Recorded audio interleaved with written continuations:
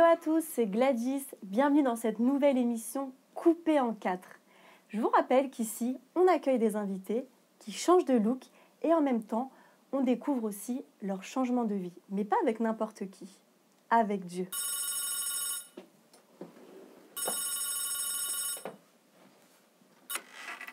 Coiffure coupée en 4, bonjour. Oui, bien sûr, avec plaisir. C'est pour une coupe modèle ou une coupe surprise? Une coupe modèle, très bien, avec plaisir. Et c'est à quel nom? Danajo. Très bien. Eh bien, je vous attends. À tout de suite.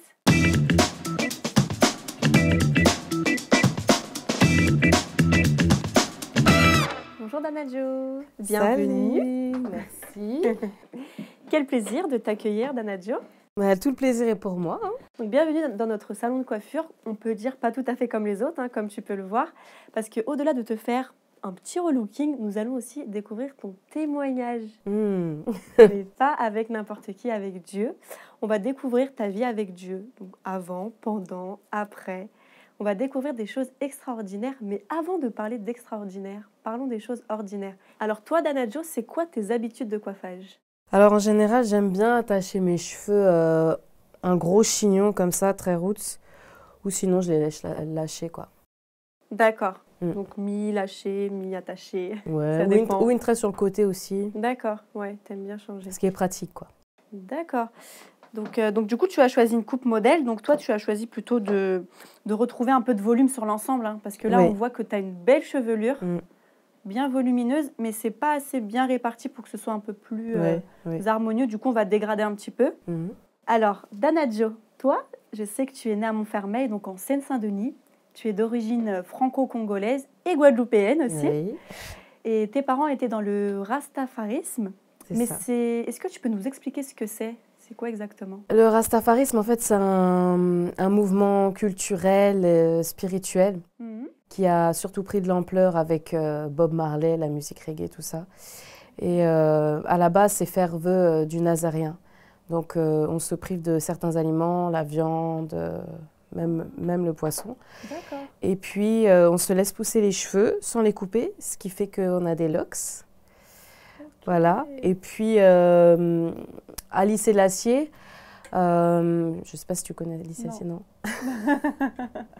Bon, voilà, c'était une personne politique en Jamaïque et il était un peu reconnu comme le Messie, quoi. C'était un peu Jésus, quoi. Et concernant tes activités, est-ce qu'on peut dire que la musique reste cœur de tes passions? Je sais que tu es multicasquette, auteur, compositeur, interprète et conseillère en images. Tu peux nous en dire un petit peu plus? Oui, c'est ça. J'ai toujours fait de la musique depuis ma plus tendre enfance. Mes parents étaient dans la musique. J'ai baigné dans tout ce qui était sound system. Donc, pour moi, c'était vraiment voilà, ma vocation de devenir chanteuse. J'ai tourné avec des orchestres, dans des groupes. J'ai fait beaucoup d'expériences à ce niveau-là. Et puis, ça fait maintenant quelques années aussi que le Seigneur m'avait mis à cœur de vouloir encourager les femmes. Ouais. Et c'est l'une des raisons pour lesquelles j'ai voulu me lancer en tant que conseillère en images aussi. D'accord. Et ça fait combien de temps que tu t'es lancée dedans, du coup? Alors là, je suis fraîchement diplômée depuis cet été. D'accord. Voilà, tout récent. Enfin, cet été 2021, quoi. Et concernant ta mentalité, la mentalité que tu avais avant d'être chrétienne, c'était laquelle? Tout pour la musique? Tout pour la musique, ouais. C'était vraiment... moi, c'était le seul objectif de ma vie, c'est tout pour la musique. Je voulais vraiment être une chanteuse. Donc, mon quotidien était rythmé par ces ambitions-là. Et je ne pensais qu'à ça. C'était uniquement ça, quoi, dans ma tête. D'accord. Et ce qu'on peut déjà constater, Danajo, en t'écoutant, c'est que tu es une personne donc, assez passionnée qui vit les choses à 300% et surtout d'un point de vue artistique, jusqu'au jour où ta maman va faire une nouvelle rencontre qui va bouleverser sa vie, mais qui va aussi impacter la tienne. Et du coup, c'est ce que nous découvrirons dans la partie coupe de cette émission.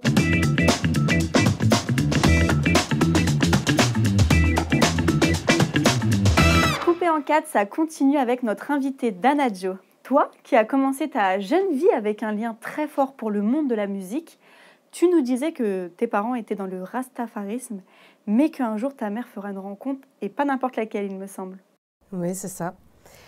Ma mère a rencontré le Seigneur Jésus et a décidé voilà, de s'engager réellement et de le suivre. Et c'est ce qui lui a permis en fait de sortir de cette situation compliquée au niveau familial parce qu'elle était pendant 12 ans avec mon père qui était très très violent. Donc c'était une femme battue. Et donc en rencontrant le Seigneur, en allant à l'église, elle a pu vraiment trouver la force de se libérer de tout ça.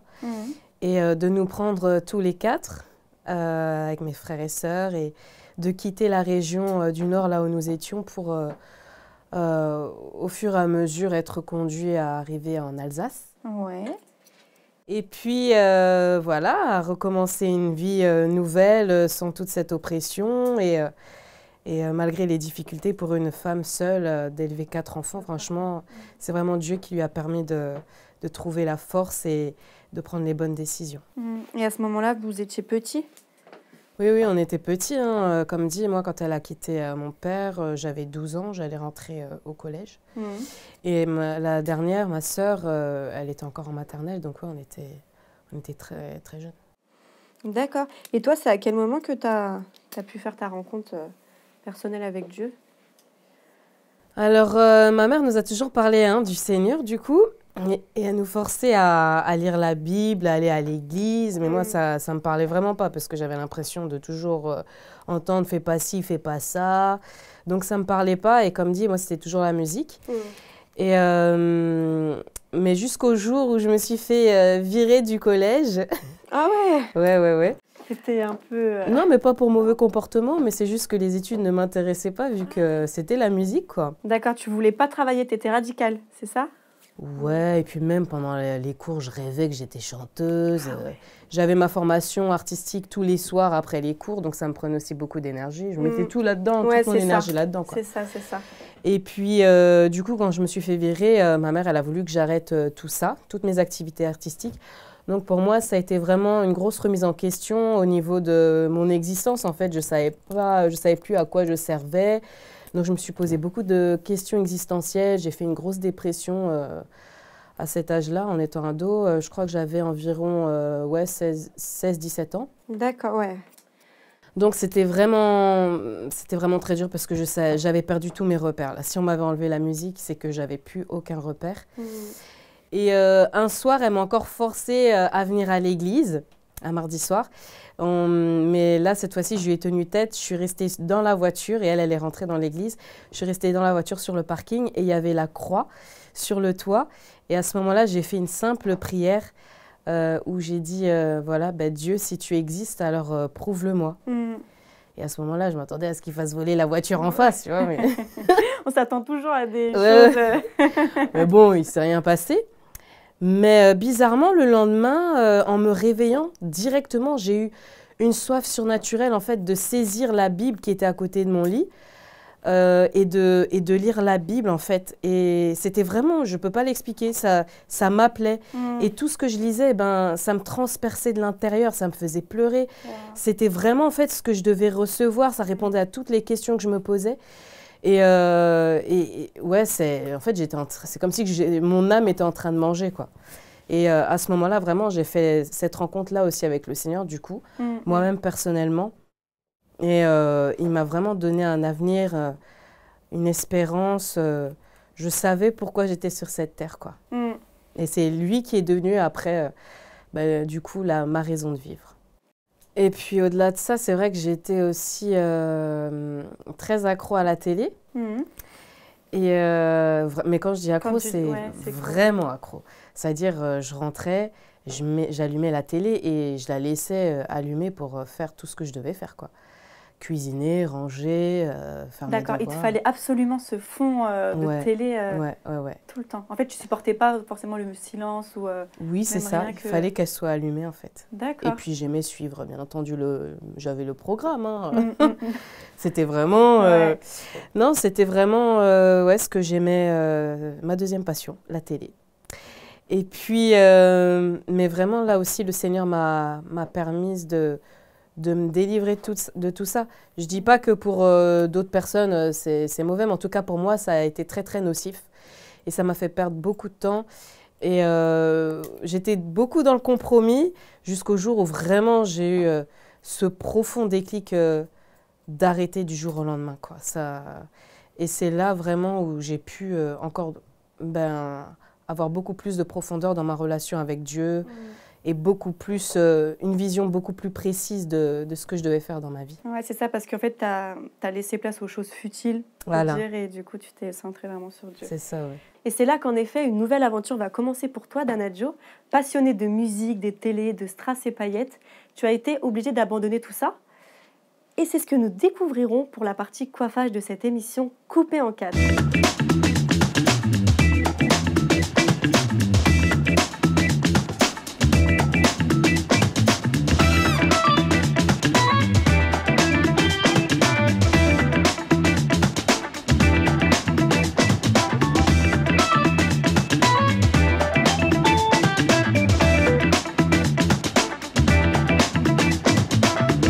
Cette émission coupée en 4 se poursuit avec toi, Danadjo, notre passionné de musique qui aurait tout fait pour accomplir son rêve.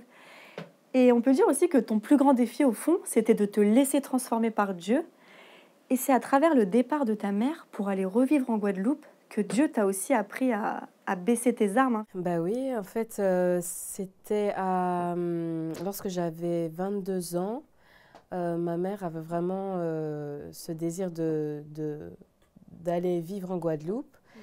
Elle s'était mariée, elle avait rencontré voilà, un bon mari. Et voilà, ils avaient envie d'aller là-bas.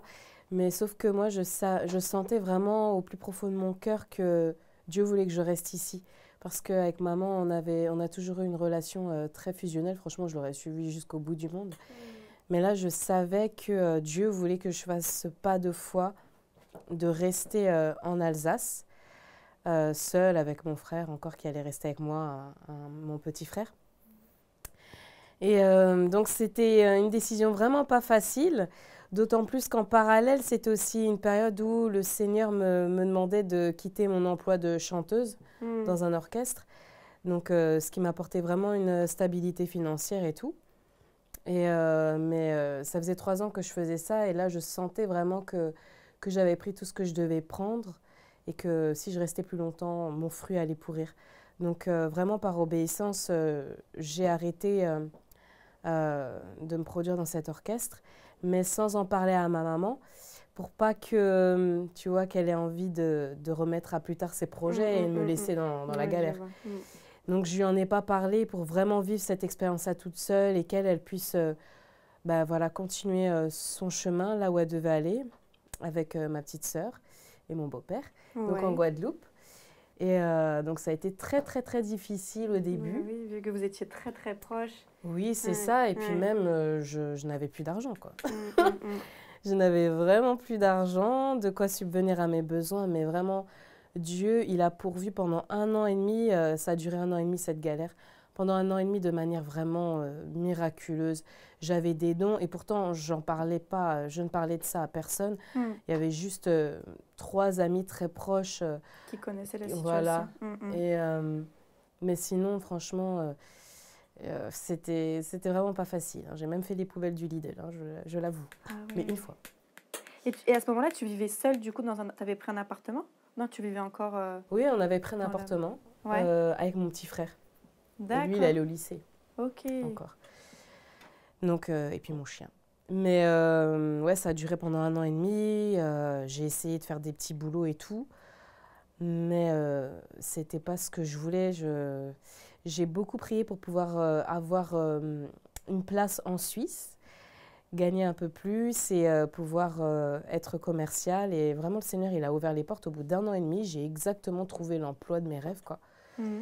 Mais c'est vraiment dans ces moments-là où j'ai appris à louer le Seigneur et à le louer malgré les circonstances. Ouais, malgré toutes les difficultés que tu traversais. Ouais. Tu as dû quand même faire une formation, du coup, pour faire ce... Mais même pas. Ah ouais. En fait, tout est... Oui, oui. Ma directrice, en fait, elle m'a fait passer l'entretien et tout. Et puis, elle a eu un coup de cœur pour moi. Mais là encore, c'était vraiment le Seigneur, franchement. Non, c'était vraiment une grâce. Et puis j'ai continué mon chemin. Après, bien entendu, je suis restée commerciale pendant 3 ans là-bas. Et j'ai servi pendant ce temps-là aussi dans la chorale, quoi, gospel. J'étais toujours à l'église. J'étais toujours à l'église. C'était mon phare, quoi. Et j'ai pu grandir spirituellement, en tout cas. Puis c'est là que tu te sentais bien aussi, surtout. Hein. Oui. Oui, j'étais avec les frères et sœurs, j'étais entourée. C'est ça. Ah oui, donc c'était un sacré défi que Dieu t'a appelé à relever, en effet. Mais c'était sans aucun doute aussi pour te préparer à ce qui allait venir par la suite. De beaux projets artistiques inattendus que tu vas nous partager donc, dans la prochaine partie de cette émission coupée en 4. Yes.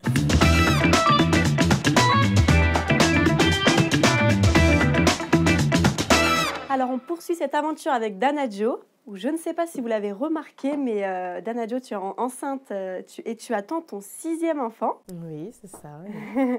Pleinement maman, pleinement femme, et tu as ressenti aussi que Dieu t'appelait à être une aide auprès des femmes, et tu es aussi du coup devenue conseillère en images. C'est bien ça? Oui, c'est ça, oui. J'ai ouvert ma micro-entreprise, Danadjo Relooking. Wow. Oui, ça faisait plusieurs années que le Seigneur me motivait à vouloir encourager les femmes, particulièrement à se valoriser, à avoir de l'assurance et aussi que l'apparence puisse refléter ce qu'elles sont à l'intérieur. Donc, je me suis formée et j'ai ouvert ma micro-entreprise depuis peu. Récemment? Voilà. Donc toi, la pro en image, tu vas nous dire très vite ce que tu penses de ta nouvelle coiffure, parce que tu es aussi venue là pour ça. Et ça sera pour la toute dernière partie de cette émission, coupée en 4.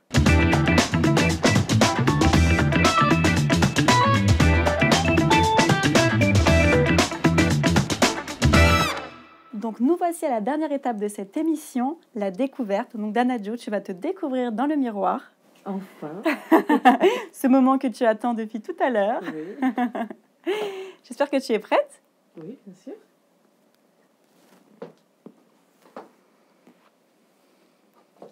Ah, Tu vois? magnifique. Non, franchement, j'aime beaucoup. T'aimes bien? Donc du coup, tu vois, j'ai redégradé sur l'ensemble. Je t'ai même raccourci devant, Ouais. histoire de Oui. dégayer un petit peu. Et j'ai dégradé de partout, pour donner plus de volume, parce que je sais que t'aimes ça. Oui. Franchement, j'aime beaucoup le mouvement. Ouais, c'est sympa. Puis quand tu les laisseras aussi naturels, t'auras toujours toujours autant de volume. C'est très joli, hein, franchement. Good job, hein? Ouais. Coupé en 4. Super, j'aime beaucoup. Merci. Donc avant que tu partes, Danadjo, ici à Coupe en 4, on aime que ceux qui viennent laissent un conseil à ceux qui nous écoutent. Donc toi, si tu avais un conseil à donner par rapport à ton parcours de vie, pour toi, ce serait lequel? De toujours mettre Dieu en premier. Que ce soit dans nos projets, nos rêves, nos décisions, de toujours mettre Dieu à la première place. Et à ce moment-là, on aura vraiment le chemin de notre destinée qui sera tracé. Alors ce ne sera pas toujours très droit, mais ce sera un très très beau chemin. Eh ben, merci beaucoup, Danadjo, de t'être prêtée au jeu. Merci à toi, Gladys. Et maintenant, c'est à votre tour. Je vous lance le défi de faire un compliment à quelqu'un autour de vous chaque jour de la semaine prochaine. Bien sûr, pas qu'à la même personne. Et merci encore, Danadjo, pour ton passage dans notre salon de coiffure.